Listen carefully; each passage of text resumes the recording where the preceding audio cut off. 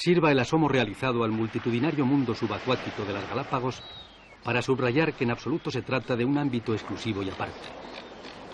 Entre el mar y la tierra existe un cordón umbilical que une a las comunidades faunísticas de ambos medios.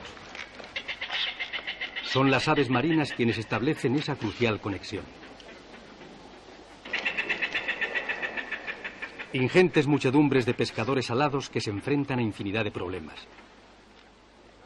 El primero, un sol de justicia que cae a plomo y que obliga a los piqueros de patas azules a adoptar esta formación casi regular.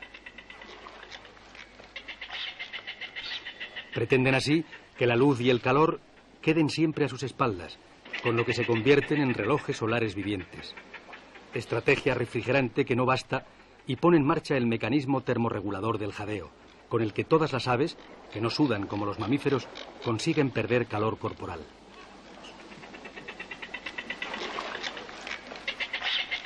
Las hundidas calderas del volcán Dafne, hoy casi completamente desmantelado por la erosión, cobijan a una colonia de piqueros de patas azules. Estas aves, por la posición muy retrasada de sus patas en relación con el cuerpo, carácter común a todos los pájaros acuáticos, se desplazan con evidentes dificultades en tierra. Sus despegues y aterrizajes resultan de una extraordinaria torpeza, así como sus desplazamientos caminando, ya que las membranas de sus pies, en verdad estrictamente planos, en nada contribuyen a un andar garboso. En vuelo, sin embargo, los piqueros no pueden resultar más gráciles. Pero pueden superarse y en el momento de hacer honor a su nombre, es decir, cuando se arrojan en picado sobre las aguas, su condición alada casi se pierde en favor de la de proyectil.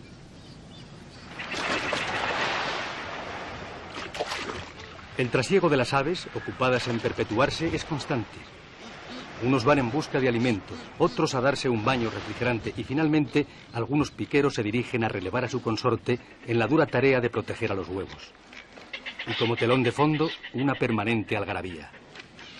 Porque las colonias de aves marinas pueden perfectamente ser calificadas como los lugares más estruendosos del planeta. Sobre todo estas situadas en la región ecuatorial, donde la completa ausencia de un calendario reproductor fijo permite la superposición de todos los episodios de la reproducción.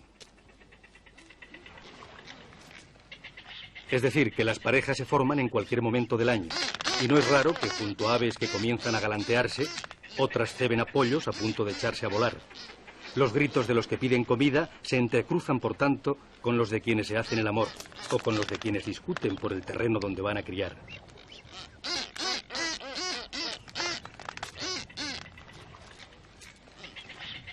Los enfrentamientos resultan casi permanentes y con pocas contemplaciones. El espacio escasea hasta el punto de que la parcela propiedad de cada pareja de piqueros generalmente se reduce a lo que un ave, echada sobre sus huevos, alcanza con su cuello completamente estirado.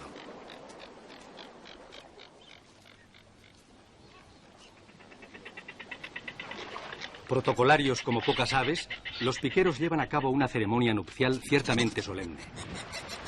Menudean entonces las reverencias y los saludos destinados fundamentalmente a reforzar las señas de identidad de ambos cónyuges.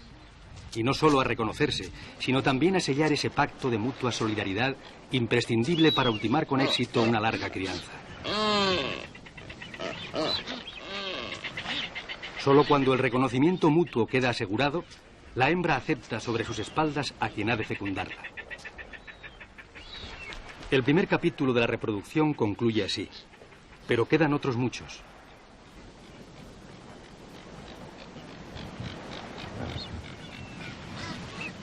En verdad, estas aves apenas construyen estructuras calificables como nidos. Los palitos tienen más significado de ofrenda nupcial que de afán arquitectónico. En cualquier caso, durante todo el periodo de elección territorial y construcción del tosco nido, todavía se desarrollan galanteos completos. Es más, una gran parte de este protocolo es conservado cada vez que los miembros de la pareja se reúnen, ya sea para relevos en la incubación o para cebar a sus polluelos. Una vez sólidamente establecidos los lazos matrimoniales, los piqueros comparten todo, empezando por la defensa enérgica de los propios dominios frente a las parejas vecinas que se están formando en el mismo momento.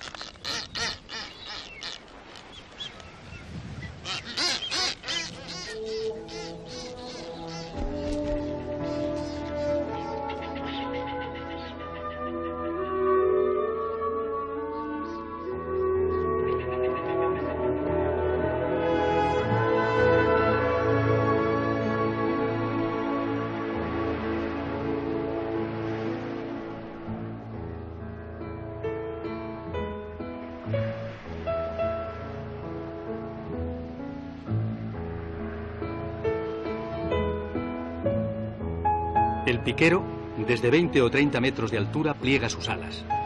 Y a favor de una inercia que le permite alcanzar velocidades de hasta 80 kilómetros por hora, convertido ya en torpedo, lanza o proyectil, taladra el cristal de las aguas y penetra varios metros bajo la superficie para intentar atrapar un pez.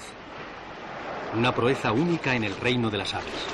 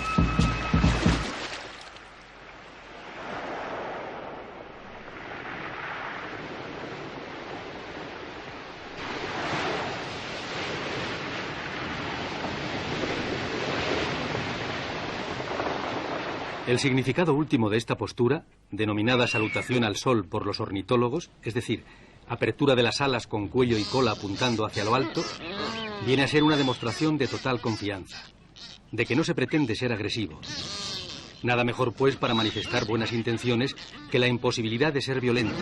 Y eso es exactamente lo que ocurre cuando el pico de un ave no está en posición horizontal. Muy original resulta el sistema de incubación de los piqueros, protegiendo los huevos con las membranas de sus patas, que al contar con un extraordinario riego sanguíneo, son capaces de generar suficiente calor. Muy pocas aves que no pertenezcan a la familia de los alcatraces proporcionan calor a sus huevos de esta forma.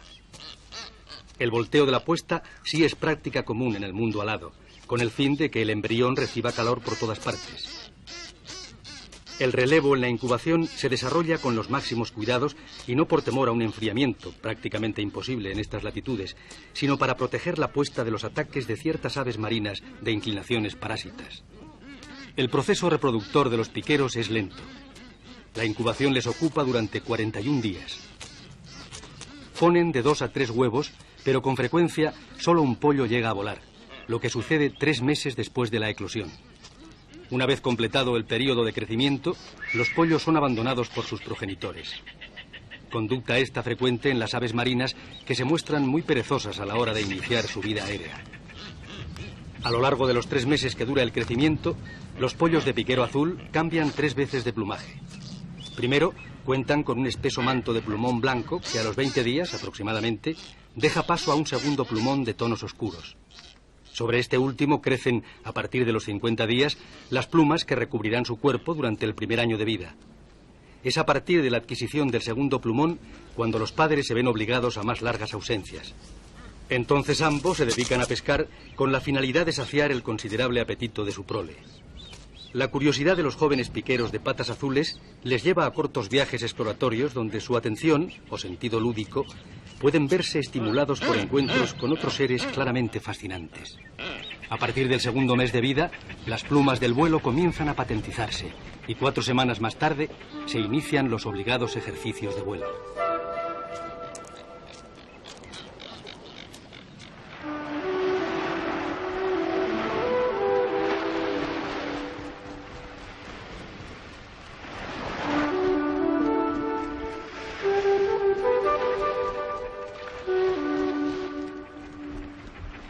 Los piqueros de patas azules crían en todas las islas de Galápagos, pero no solos, sino en compañía de otros 2 congéneres y de varias especies más de aves marinas que en conjunto forman imponentes muchedumbres.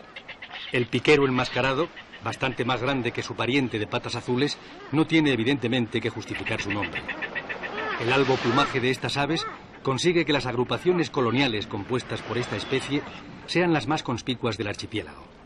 Como todos sus parientes, el piquero enmascarado carece de orificios nasales en su pico, originalidad anatómica que detentan en exclusiva. La justificación hay que buscarla en su sistema de pesca. Queda fuera de toda duda que si estas aves tuvieran aperturas al exterior, por ellas entraría gran cantidad de agua cuando se zambullen en vertical y a gran velocidad en pos de sus presas. Y de nuevo los problemas de espacio, tal vez aumentados por la inclinación de los piqueros enmascarados por ocupar solo las zonas próximas a los acantilados.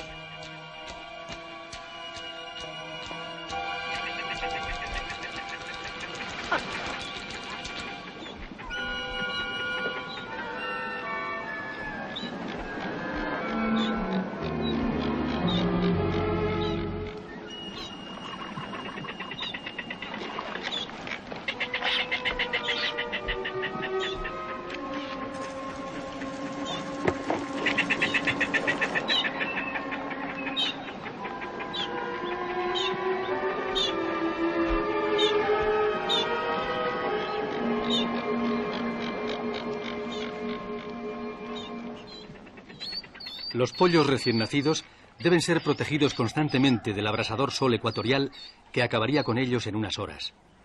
Por eso, y porque las zonas de pesca del piquero enmascarado suelen quedar a notable distancia de la colonia, se impone un estricto sistema de relevos. Pescar en alta mar conlleva asimismo el que los pollos solo reciban un máximo de una ceba diaria, más que suficiente dado el alto poder nutritivo del pescado crudo.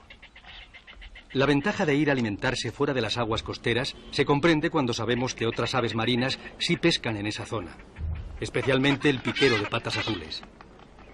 Se evita así la competencia entre especies ciertamente afines. Otra consecuencia relacionada con la servidumbre de largos periplos marinos, prácticamente diarios, se aprecia en la reproducción de estos piqueros todavía más lenta que la de sus parientes. Nada menos que 7 meses median entre la puesta de los huevos y los primeros vuelos de los jóvenes. Los escarceos nupciales, muy frecuentes en las aves bajo el denominador común de pautas de acicalamiento mutuo, han llamado siempre la atención por el evidente parangón que tienen con la caricia en el ser humano.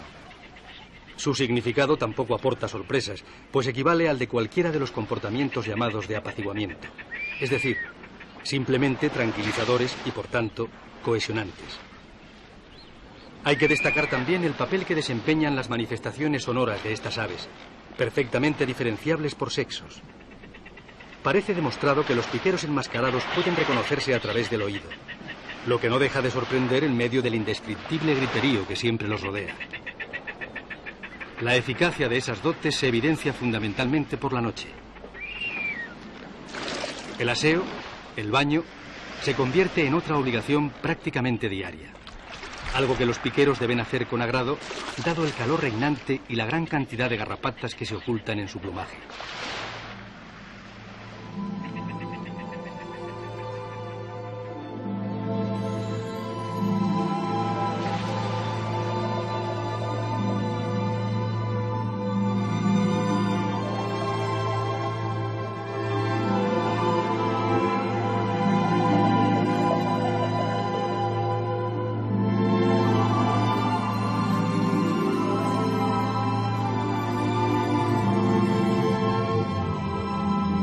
Los piqueros también fueron objeto de intensa persecución en la época de los bucaneros y balleneros. Su extremada mansedumbre, que no ha borrado el dramático pasado, llevó a los ingleses a bautizarles como boobies, es decir, aves estultas, sin carácter.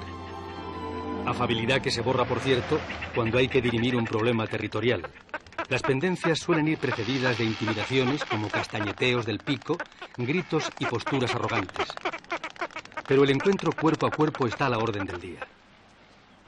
Los piqueros enmascarados ponen solo 2 huevos que raramente se traducen en igual cantidad de pollos volanderos.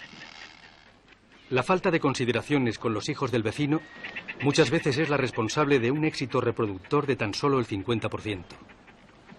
De todas formas, queda claro que los pollos aprenden bien pronto a velar por su seguridad personal si por alguna causa falta la asidua tutela de uno de sus progenitores.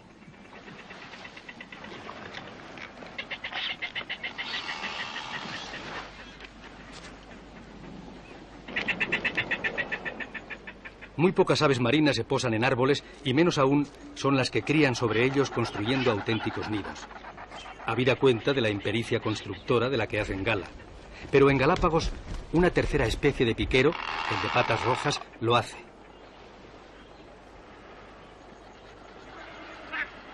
Se trata del más contrastado de la familia y el de biología más espectacular. Y no solo por lo hasta ahora mencionado, sino también por su especialidad en la captura de peces a gran profundidad y en caladeros todavía más lejanos que los del piquero enmascarado.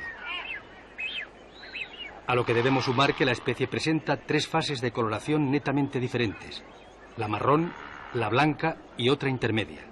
El fenómeno de que un mismo animal pueda aparecer con tonalidades que podrían hacer pensar en 2 o más especies distintas todavía no ha encontrado explicación convincente por parte de los genetistas. En cualquier caso, estos piqueros de patas rojas se encuentran en los primeros momentos de su ciclo reproductor.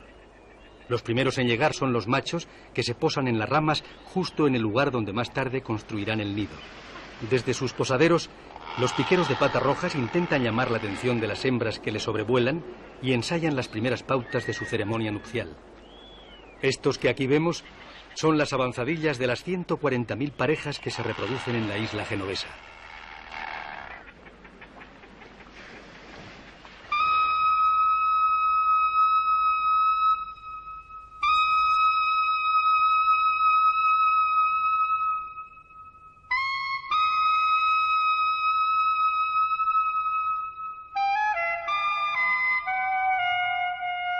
La especie más abundante en el archipiélago es la golondrina de Galápagos, pequeña ave marina completamente negra del tamaño de un gorrión. Estas aves se agrupan en tal número que más parecen formar un enjambre de insectos que de pájaros. Las 200.000 parejas que aquí se reproducen, que llegan a ser 600.000 aves cuando los pollos vuelan, justifican la comparación.